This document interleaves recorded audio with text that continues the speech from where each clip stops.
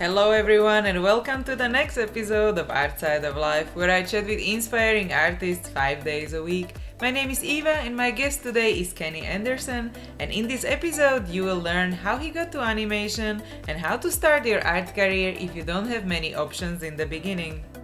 But I do think at the very start, say I'll work for free just for 2-3 weeks. Ideally, you want to get paid for work experience, just the bare minimum.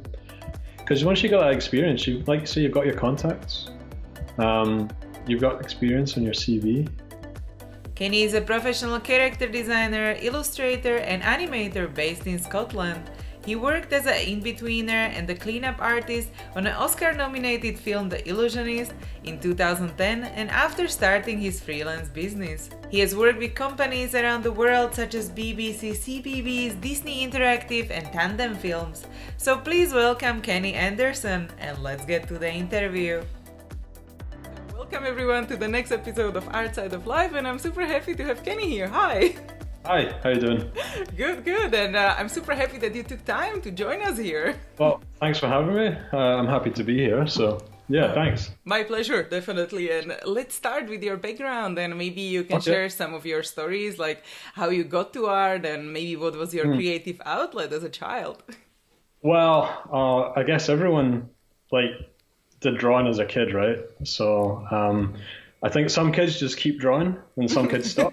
So, we were the kids that just kept drawing, and didn't stop. So, I was just drawing all the time, when I was a child. And I didn't, in class, in school, I was always the one that people said, oh, you can really draw quite well and stuff. And, so I really enjoyed it and just kept doing it. So how was it then to decide which school you want to go to or how to choose the education? Well, I had a bit of a dilemma in high school because I wasn't sure whether I wanted to do animation or do something maybe a bit more academic or something. Yeah. So I didn't know what to do. But in Scotland, there's very few art schools. There's maybe 3. And I was told by my art teacher, if you apply to one of them, the other one will ignore you if you apply to them as well. Because there's a bit of a rivalry. They're so I was mean. like, oh, fine, I'll just do the other one that doesn't care, So I applied straight to the other school, which had an animation course. It was in Dundee, Scotland. It's quite a small city, but it's got a big kind of games industry and stuff. And they had this animation course, and I did that. It was just the closest place I could go and do animation. Because there's plenty of schools in the UK, down in England and all over. But for me, I just wanted to stay in Scotland because it was closer to home. So that was the way I chose, really. And how was the first transition to first jobs, or which were kind of the biggest turning points for you, to get where you are now? Well, all through uni, I had this denial, I was in the back of the mind, it's am I going to get a job? But at the front of my mind, I was I don't care. I'm just enjoying doing this and learning. And I just was hoping everything would just fall into place. I was quite laid back then, a bit chilled out. So I just took it as it came, and then I left uni and I'd done some work experience for a local company in Dundee, when I was in third year uni, and they gave me some freelance work straight after uni. But it was such a small bit of work. It wasn't much, and it didn't really. It was just a little chunk, so I knew it wasn't going to last me, So I did it, and I was working in a pub as well. At the same time. Yeah, exactly. And then I was panicking because I was like, right, what's happening next? And then I saw on a job advert in the local newspaper. It was for a games company. I was like, games, why not? I give it a go. So I applied for this junior artist position, and I got the job. So cool. That's how I got into games. I'd never planned to get into games. It just kind of happened like that. So yeah. So do you have some passion about the games, or what is kind of the most interesting for you in what you do now? Well, the thing is, I always wanted to be an animator, right? And since I was 11 years old and I first saw Wallace and Gromit, I was just obsessed with animation all through my teenage years, obsessed with it. So I knew I wanted to do animation or something with animation. I'd never once thought I'd do games, But I played a lot of games as a kid, like Monkey Island and Day of the Tentacle and stuff, you know them, yeah. Yeah. And they're all like really heavy, like character-based games. And they're animated as well, so I guess it wasn't that much of a leap into games really, Yeah. because Yeah. it was something similar to what I wanted to do.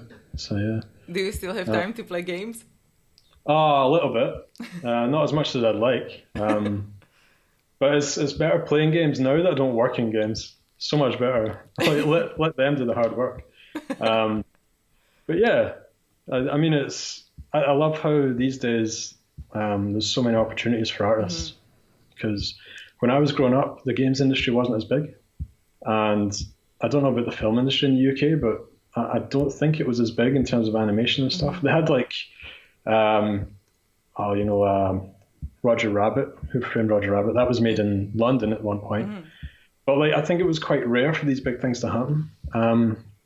So I don't know if during the 90s and the noughties, like the industries started growing a lot. So now there's like so much work, even in the UK, even in Scotland, there's like a lot of games work and stuff. So, but maybe you can also mention like what was your main inspiration or the person who inspired you the most? Like if you had someone like, I want to be where this person is there in the future in my art career. Yeah. Well, that would have been Nick Park and Wallace and Gromit. Like, just when I saw Wallace and Gromit for the first time, I was like, this is amazing, because I'd always drawn as a kid, but I never really thought about what to do with it. It was just for fun. Suddenly I saw Wallace and Gromit, I was like, I want to do that in some way. I'm not actually doing that now. I'm not a stop motion animator or anything, but I think it was the idea of working in animation and like telling stories with quirky characters and that. Yeah. So that was my biggest inspiration as a kid. And then after that, I think all the jobs I took, it was a bit of an evolution, my career. I didn't really have a plan. The plan was always to do what was there, if I could do it, and just draw. Yeah. I just wanted to draw for a living. Whether that was in games or animation or like illustration, it didn't really matter. And did you have a mentor, like along the way, or someone who helped you to develop your skills? Or how did you learn? Well, I don't know. I mean, like when I was young, my dad could draw quite well. I wouldn't say he was like a mentor. He didn't really teach me, but I think watching him draw, like I think a lot of kids said, oh, my parents can draw quite well. And really they couldn't, they just thought they could, but my dad could actually really draw. He used to draw me in Ninja Turtles and stuff, and It really inspired me. I was like, oh wow, that's amazing. I wouldn't really say he taught me how to draw, but I think seeing him draw and being really good at it kept me drawing. And then high school, I had some really good art teachers. They were really encouraging, They knew I was into animation and they really supported like learning more about it and things like that. But no one really knew about animation around me, so there was no one to show me what to do. Yeah. So I think I was mostly self-taught up until I went to uni. And we had some really good tutors at uni. There's a few guys that worked on, like I mentioned Roger Rabbit, so there's a guy that worked on that like back in the day, and Space Jam and stuff, and so there was people there that knew what they were talking about, and so I learned a lot in uni, but as mentors, not really. I think a lot of my learnings come just from either on the job, working with people like other artists and stuff, and just through online tutorials and because, as I say, I started out as an animator. I studied animation, started as an animator. So the character design stuff, I feel I was learning as an adult. Yeah. So it was post-uni, when I really started to get into character design. And a lot of that was just self-taught. Yeah. So just books, online, whatever. So do you have like some favorite books, you may recommend or? Well, I do know that, Steven Silver. So I saw his book, I think it was The Art of Steven Silver, and I was like, whoa, okay, this guy makes a living drawing characters. And again, it was like that Wallace and Gromit moment. I was like, wow, animation. I was like, wow, character design, that's what I want to do. So I really like that book for that reason, it really inspired me at the start. But now there's so many books, like lots of books. I'm trying to think of some off the top of my head. I can't really think of any straight off. I mean, The Art of Steven Silver. Just any art book by artists that I like, Yeah. So just collecting different art books from your art idols or inspiration. Exactly. Oh, yeah. Exactly. And So, but also I was just going to say, but they're not all my inspirations. They're not always animators or that. So like, do you know Drew Struzan? He does all those movie posters, like the old 80s.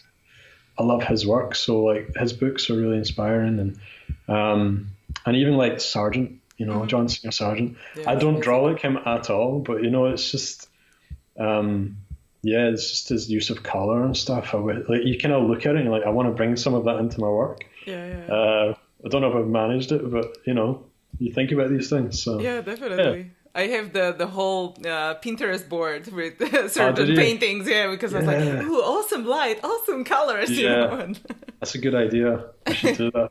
I've just got them in books on my bookshelf, and I rarely open them these days. I'm just, I should really make time just to sit down and look through them, because there's so much stuff. Exactly, just to look like, what do you like from each artist, like the color and light, or poses or shapes of the characters, or whatever it is.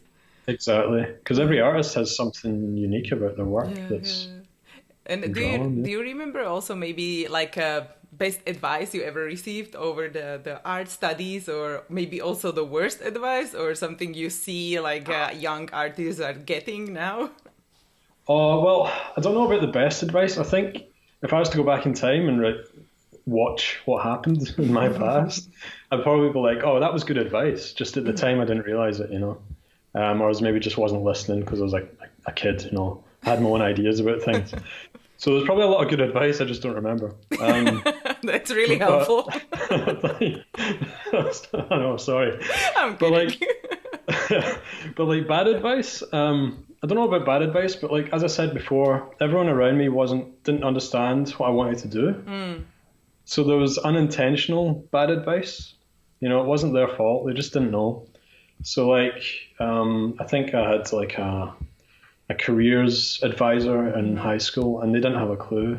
And they were just telling me, maybe you can go and get some work experience at a television studio. And I was like, I get what she was saying, but for me, it's like two different worlds, animation world and television world. Yeah, advertising agency, graphic design, all the same for some people. That's what I mean. And funny you say that, because some people were like, well, maybe you should, they didn't want to put me off animation, but like, we're not sure if there's any jobs in animation. Maybe you should become a graphic designer first, and you can move into animation, So be sensible first, and then think about money first, get a job. So it's no one's fault. They just don't understand. So I was in the dark a bit. So yeah, and I think a lot of the time people were just saying there's no jobs in animation, there's no jobs. I think that was really bad advice, because it really puts a dampener on your kind of dreams in a way. And it wasn't true. There's so many jobs. So where would you go now to look for different jobs, or is it like ArtStation, or what would you advise young artists to look for, or where to look? If they were trying to find a job, either in animation or in game design, as you were experienced in both, and just working in that. Yeah, well, I think it's important if there's a studio you like, and really want to work for, is to look at what they're producing, and then I just keep an eye on their jobs page. That's probably the best thing to do, and make sure your portfolio is tailored to the people you want to work with. And then just apply directly, or send emails. Annoy them, try and get work experience in the company. I mean, for me personally, a lot of work has just come to me, and I don't want to sound not arrogant in a way. It just when I started out, especially freelancing, I was like, I'm just going to do the best work I can, put it out there, and hope that someone will notice it and then give me some work. And it kind of worked. It took a long time, but after a while, once the ball's rolling, it's rolling. Yeah. So that was my philosophy, and it sort of worked. But there was a couple of years where I was really poor, and I was living, hand to mouth kind of thing. But yeah, there's loads of resources now. There's loads of websites that collate job listings and stuff. There's one in the UK called animationbase.com, I think, and it's games, it's animation jobs, illustration jobs. But I think the most important thing is just to have a folio, a website that people can go to and see, and make sure people can find it and it's got your work on it. That's like the half the battle, I think. And then just send an email saying, this is my website. You got any jobs going? You know, sometimes it works. Yeah. It's actually it's never worked for me. Like every time I've contacted someone saying, "Hi, I'm a freelancer. If you need anything, let me know." And they're always like, "Oh, I would like your work," you know, and stuff. And I never got any work from it. So yeah, I don't know. So every time I've been proactive, it hasn't happened. And every time I've like sat back and said, right, I'm just going to do good work. Well, I'm going to do the best work I can, and then put it out. Work has slowly come in. Oh, cool. But I think a lot of it goes back to that very first bit of work experience I did. Because I got 2 jobs out of that afterwards. So on 2 feature films, you know, because this same studio was doing some feature work. So if I hadn't done that work experience, I wouldn't have got that. And funny, I was in Australia after graduation. I spent a year. I've got family there, so I stayed out there living with family and stuff. And I was like, right, I can't work because I'm on a tourist visa. So I decided to try and get some work experience, just volunteer my time. So I worked for like a month in a small company doing Flash stuff. But the funny thing is, when I went back to Australia on a working holiday, maybe 7, 8 years later, those contacts I've made got me like 6 months work in a studio, like paid work. So it really paid off. And I know people say don't ever work for free, but working for free has worked out quite well for me. You know? Yeah. Definitely at the beginning for sure, because then you create your network and community. Exactly. I don't recommend, you don't do it forever. You got to stop at some point. But I do think at the very start, you know, say I'll work for free just for 2-3 weeks. Ideally, you want to get paid for work experience, just the bare minimum. But if they're a small studio and they can't do it, for me, I know people are going to hate me for saying this, but for me, I'm like, nah. If I can do it, if I can afford to do it, I'll do it. But I think like a lot of people did that as well, like not only from the art industry, but if you are just starting out in whatever industry it is, you know, is it business or sales, you can offer them like, okay, let's try this for a month. And if you really enjoy my work, you know, then you can hire me, and then it might work as well. Because sometimes it's a risk for the person to say, right, we're going to employ you, you know. And so I'm trying to think, because I've run a business. And I know what it's like to hire someone. Well, not really. I know what it's like to pay for something and you're not sure if it's going to be worth it. And you're worried about that because you've got cash flow and you're worried that is it going to be beneficial or is it going to sink my business, you know? So I can understand from the other side if someone's like, well, this person's untested. They've got no experience. They seem really keen, but if we, you know, just give them a job straight off the bat, is it going to work out? I don't know. I'm just playing devil's advocate here. I think if people can afford to pay, they should pay, right? Yeah. Like even for work experience. But for me, if I have got the means to do it, I'd have, you know, a couple of weeks. Because once you got that experience, you like say you've got your contacts, you've got experience on your CV, and you know it worked for me. So definitely. So that's one way, definitely, to just start or just join the industry and see how it works out. Because there are different websites as well now to try different work, like 99 Design or whatever, just these small jobs, or Upwork or Fiverr or these small jobs you can try, and then if you don't like it, you can move somewhere else, but then you will still have experience. Yeah, I mean, it can be a good way just to build up some experience. Doing those £5 jobs. Bit soul destroying, but I mean, I've been there. I've done soul destroying work, but I think it's just a rite of passage in a way. Yeah, or like working with startups, you know, that's also something that they need to save money, so they just need to try out on something. So, I think it's about value, right? And what the value of you as an artist is. And unless you're like, some people come out of uni and they can just draw really well, and you just know they're going to get picked up by a big studio, and it's, you know, we all hate them, don't we? but it's like those people. But for the rest of us, you know, you've got to try and make yourself valuable, and that's either by getting better at your skills, you know, or getting enough experience in some way. So, but it's not always an option for everyone. So I understand.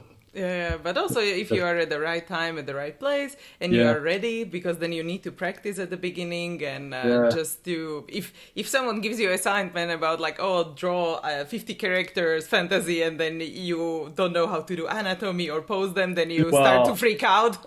Exactly. But like, I think half of freelancing is more, all right, you can draw, but it doesn't mean you can make a living, because freelancing is like time management, you know, deadlines and stuff, and then working practically like with a client and delivering stuff that they can understand, and there's so much more to it than just being able to draw something. So I think that takes a bit of learning too. So definitely. Yeah. And which are maybe like the most exciting projects you worked on recently, or maybe something coming up which you can share, which is maybe not confidential? Unfortunately, all the stuff I've done in the past 2-3 years is still in production. So it's all been like kids' TV shows, and I think a few of them will be out maybe next year. Ah, cool. So I can't tell you what they are. I don't know. I'm going to play it safe. Because I'm not sure what's out there. Rather not share, if it is confidential still. But look out for them. I don't know what, but yes. Just look out for it. Watch every show and see if my name's in the credit or something. I don't know. Good. Anyway, so I did some character design on some TV shows recently. And they're little like preschool shows and kids shows, but you know, it's quite fun. It's not the worst thing to draw. It's a good thing to draw. So I don't know anything else. This new job I've started, it's just the same. It's like kids TV shows. Oh, cool. So it's kind of more of the same, except I'm more of a lead this time, and I'm taking a bit more control. That's about the only difference, really. So yeah, I think I'm more excited about. I'm trying to get some personal projects off the ground, and I guess for me, my work's just my work, you know? And it's the personal work that excites me and gets me. I don't know. Get up from the morning. Well, no, I mean my job gets me doing that as well. But no, it's the thing that it's like, this is why I'm drawing. You know, this is really why I'm drawing. So what are the projects? You know, the personal projects you're working on, and maybe when can we see them? It'll be a while because I'm very slow. I'm working on a graphic novel, and it's. I've had a few graphic novel ideas brewing for a while, and just one that I really want to do. So I've been working on that, but because I've never done it before, and I'm not very good at the whole storytelling side of things, I've been doing a lot of reading about script writing and storytelling. So like the whole process is going to take a while, you know. I feel I'm getting my head around the story side of things.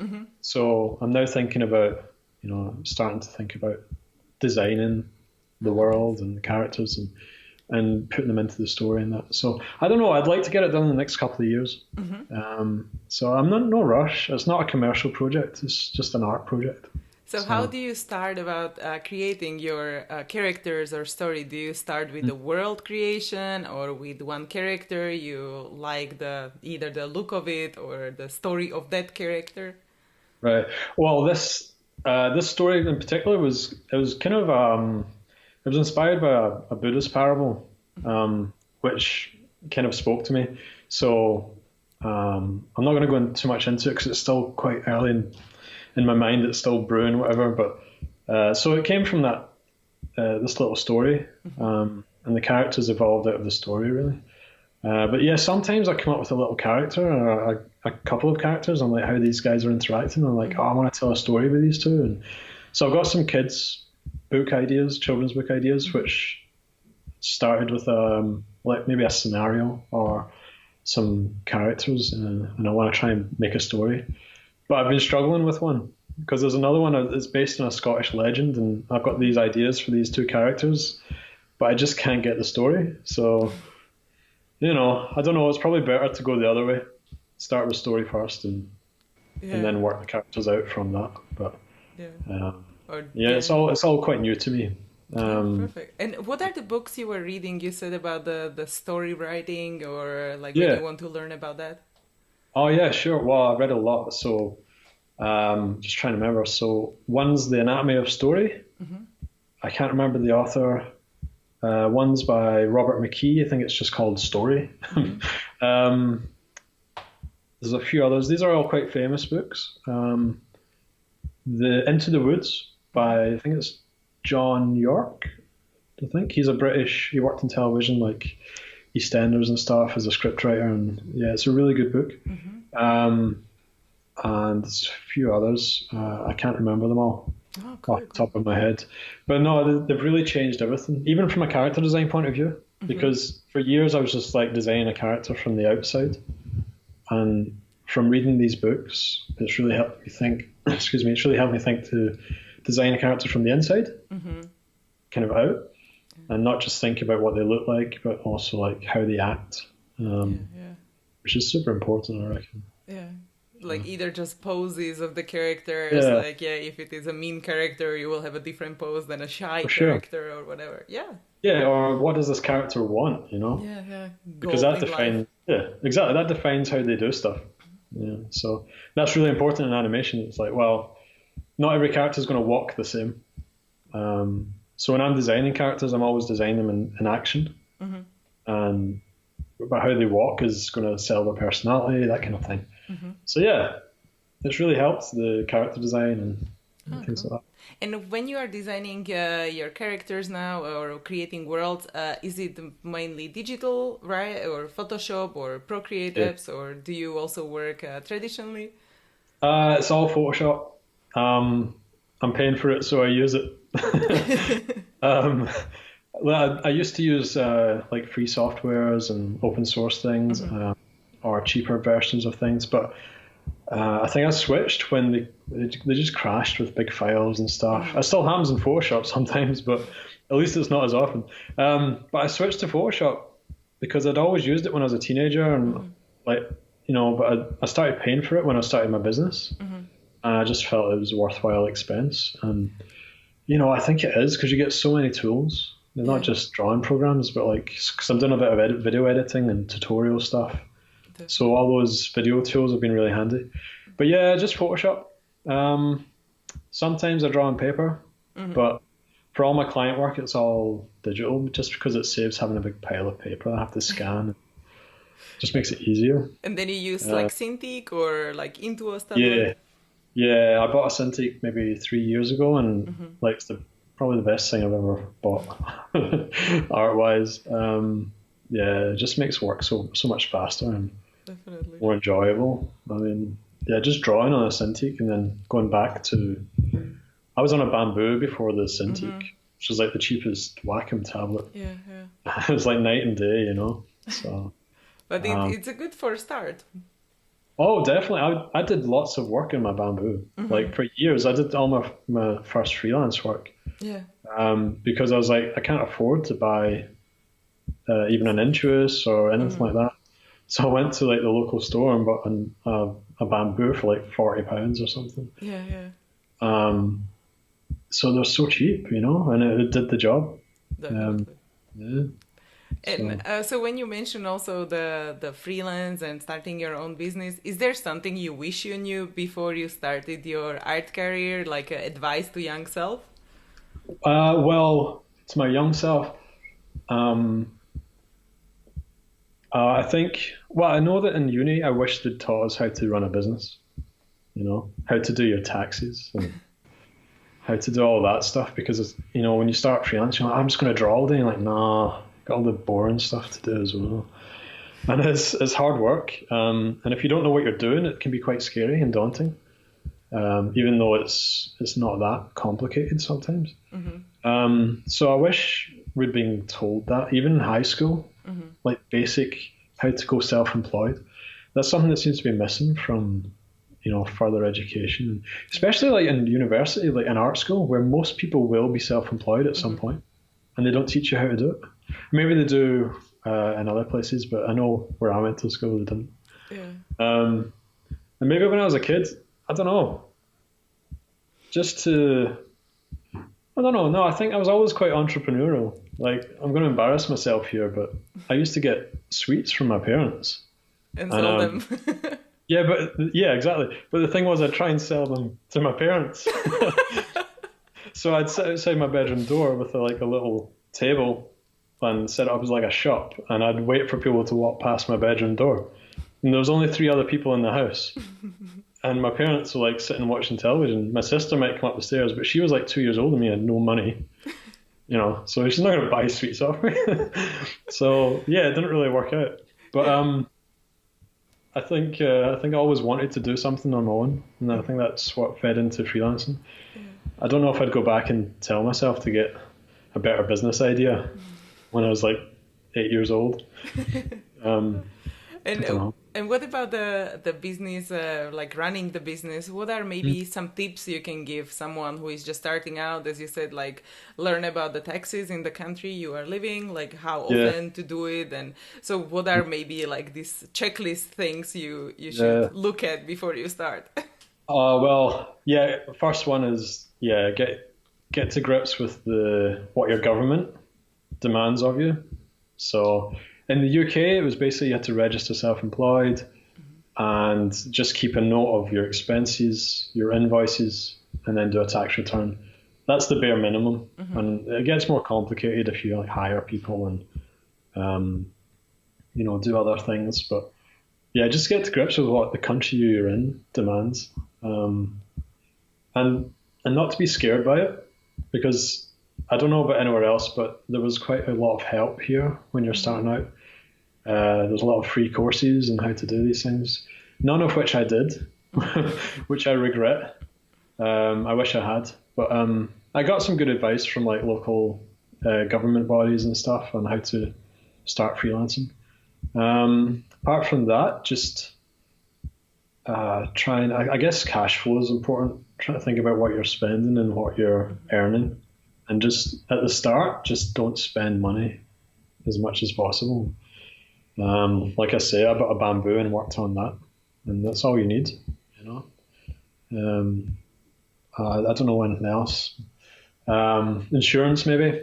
I don't know if it's always valid or relevant, but sometimes it's useful, especially if you do buy equipment. Um, it could be useful to have insurance and things like that. But I think the main thing is don't get bogged down in this stuff. And if you need help, go and ask for it, because accountants aren't too expensive and it's worth paying for. And if it takes weight off your shoulders, just do it. So Yeah, yeah. definitely. Oh, cool. And did you also have at some point some like a difficult time in your career or like the worst career moment? And if so, what was it and what you learned from it? Um, I think there's been various stages in my career where I've ended up doing that whole like long hours thing, where you're working like from 9 to maybe 10, 11 at night, maybe even later sometimes, or you take on a job and you've only got so much time to do it. So I did a freelance job over one Christmas, and that was my biggest regret because I was 13-hour days for like a week solid. I took Christmas Day off, I think, but like it was just ruined my Christmas break. Yeah. I should have been like sitting around with family and just enjoying it, but instead I was working 13 hours, and it gets you into a dark place sometimes because you're just sitting all the time at your desk and you've just got to get this done. And when you're like at the start, you can't see the end, and it's really disheartening, and it can be quite bad for your state of mind. Yeah. So yeah, I think that was pretty bad, and I've had that experience a few times. I try to avoid. I think now I've got the experience to know when something might be unmanageable or is going to require these long hours, and I just say, nah, it's not worth it. Yeah. Unless you're paying like lots of money, it's not worth it. Yeah, so it's kind Because of deciding like what projects to take like with your future yeah, goals and the priorities. exactly. Because it's not all about money. You want to enjoy what you're doing, and you want to have a social life. But then, say you really need the work. I mean, yeah, sometimes you say yes to these things. But yeah, I think that's probably the worst things that happened. Everything else, I've never been like freelancing. Everyone's paid me. I've had some jobs in the past where things have gone a bit pear-shaped, and money didn't come and things like that. So, but as a freelancer, I've always been paid and been quite lucky like that. So I've not really had any massive bad experiences So yet. that's good. But when you're starting a freelance, you always would do like a contract before, so you know when it will be paid and like how many hours you work, or maybe what is important to set, like before you start working on something. Well, I'd send, because it's such a fast turnaround sometimes. Sometimes you're like, wow, there's no time to go through a contract and get it all prepared and then read through it and get changes, because you just have to start like right away. So for me, like like an email contract. So as long as the terms are kind of stipulated in an email. So like I usually do a daily rate, how much you get paid per day, how many days I expect it to take as a rough estimate. And then I don't really go into any details of what happens if they kill the project and that. I just hope for the best. Usually what happens though is if they decide to stop doing it, I mean, you've done 2 days work, they'll just pay for the 2 days and call it quits, Yeah. I think it's just the animation industry seems to work more like that. Whereas I know illustration's a bit more formalized, and if they kill the project, you might get a kill fee, like a 50% fee or something. I don't know. So, but yeah, as long as I've got an email that says the bare minimum. But then you get clients that demand you sign their contracts. So, and it's hard to negotiate with the bigger clients sometimes. But everything is negotiable, Well, yeah, to a point. But sometimes I've said, can we change this? And they get back and say no. And I'm like, okay. So either I don't take the job or I have to sign this. And, I've signed some stuff I'm not always 100% comfortable with. But I think it's... But it's important to read through and just be kind of comfortable with what you want to sign, because you don't want to get somewhere you don't want to be. Yeah, exactly. I mean, as long as it's more like the warranty stuff, and it's if anything goes wrong or you steal someone else's work, you'll pay all our legal fees and stuff, which makes sense, right? But it's just I'm not a lawyer, so reading this stuff is quite difficult. It's hard work. Yeah, it's annoying to read for sure, but it's important. No, I agree. It's very important. So we just have to tell the young artists or everyone who is just starting that it's really important just to read it and just not to sign anything. No, never. I mean, I'm actually really bad for like really reading contracts, and I've got friends that just go, I just signed it. Like, you didn't read the small print, man. You don't know what you're signing. So no, I'm really quite meticulous, and I've read so many now, I know what to look for. Yeah, so that's really good to just scan through, as you said, like okay, you know what you're looking for. So definitely. Yeah, exactly. And then I think I'm actually now looking into getting my own contract drawn up, so I can then, if someone comes to me and says we want this done, I'm like, okay, well here's my contract. And if they're a bigger company, demand their contract, then I can read it. But if I know what's in my contract, I don't have to read contracts if they sign it. That's their problem. So. And is there something which kind of simplifies your life, either like a planner or something like a business tool, or something else you cannot live without now? I do use Trello. Do you know Trello? Yeah, so I use Trello quite a bit, just for me, like keeping track of projects that I'm on. So I'll move like little cards between different sections. So if I'm in the middle of a job, it'll be in this list. If I want to finish it, I'll move it to this list.